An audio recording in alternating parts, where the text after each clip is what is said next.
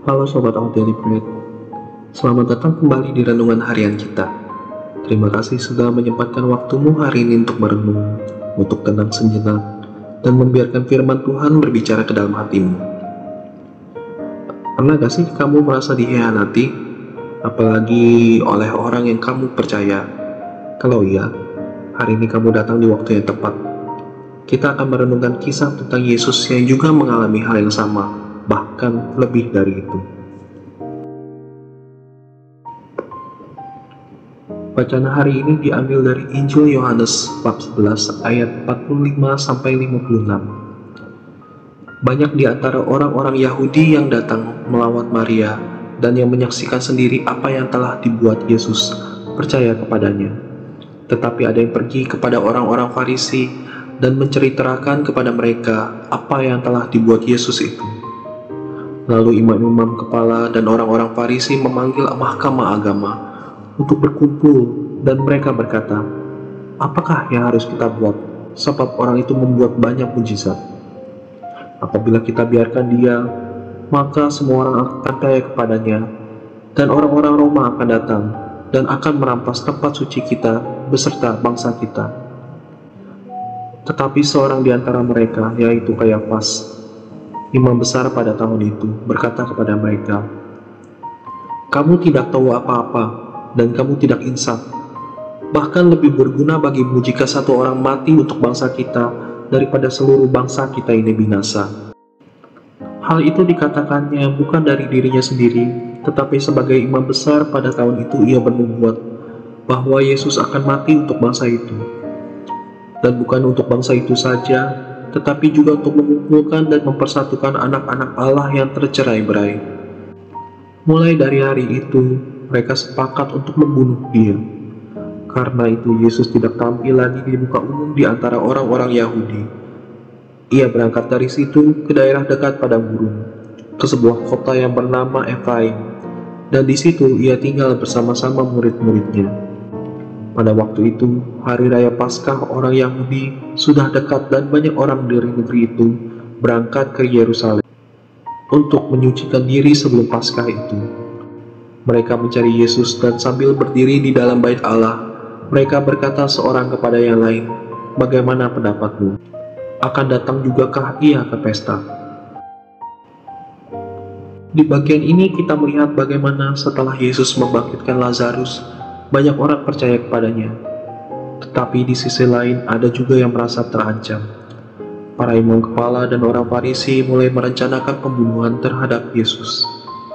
Kayafas, imam besar saat itu, bahkan berkata, "Lebih berguna satu orang mati untuk seluruh bangsa."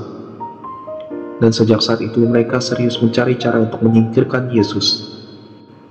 Bayangin aja, baru saja Yesus melakukan mujizat luar biasa, seorang mati dibangkitkan kembali, tetapi alih-alih semua bersukacita dan percaya, ada yang malah merasa terancam oleh kebaikan itu.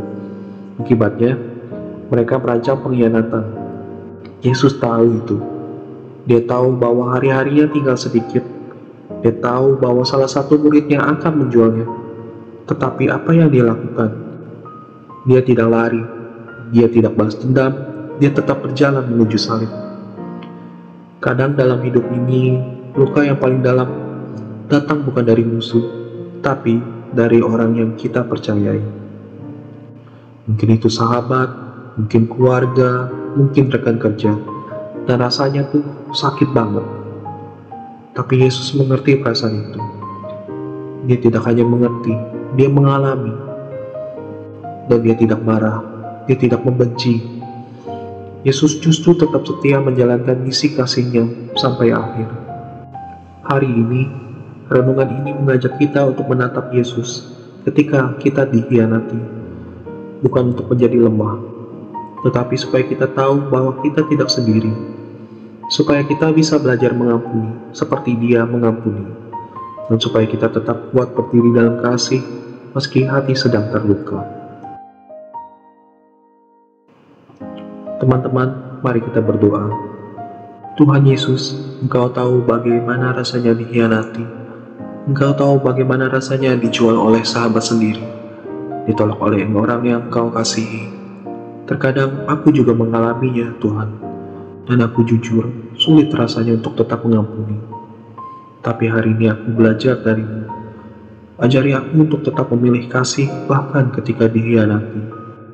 Beri aku kekuatan untuk tidak membalas, tetapi mendoakan. Pulihkan hatiku yang mungkin sedang terluka, dan buat aku kuat seperti Engkau ya Yesus. Amin. Hari ini, kalau kamu merasa dikhianati atau disakiti oleh seseorang, coba yuk berdoa secara khusus untuk orang itu. Bukan karena dia benar, tetapi karena hatimu butuh damai. Dan kalau kamu sudah siap, kirim pesan pengampunan atau kasih ke dia. Mungkin itu tidak mudah, tapi kasih akan selalu lebih kuat daripada luka. Terima kasih sudah merenung bareng hari ini. Semoga kamu dikuatkan, dipulihkan, dan dimampukan untuk melangkah dalam kasih. Apapun yang kamu hadapi, ingat, Yesus juga pernah disakiti, dan dia tetap memilih untuk mengasihi. Dan hari ini, dia juga memelukmu erat dalam kasih yang sama. Kalau renungan ini menyentuh hatimu, yuk bantu dengan klik like, komentar, amin, atau saya mau mengampuni, dan bagikan ke temanmu. Dan pastikan kamu subscribe, supaya bisa lanjut merenung bareng lagi besok. Sampai jumpa di renungan berikutnya, Tuhan memberkatimu selalu.